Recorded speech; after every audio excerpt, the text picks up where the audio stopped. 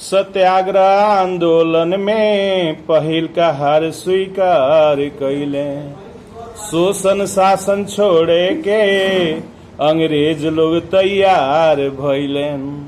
1885 में एओ साहब कांग्रेस के स्थापना कैले। जगह जगह होखे लागल बतवा स्वराज खातिर ना हो। जगह जगह होखे लागल बतवा स्वराज खातिर ना। पंडित राजकुमार शुक्ल जी जैसन सच्चा साथी खातिर ना। पंडित राजकुमार शुक्ल जी जैसन सच्चा साथी खातिर ना।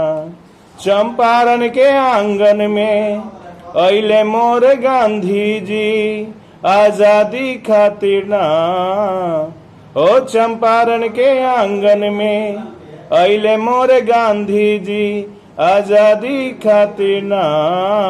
पंडित राजकुमार शुक्ल जी जैसन सच्चा साथी खातिर ना। पंडित राजकुमार शुक्ल जी जैसन सच्चा साथी खातिर ना।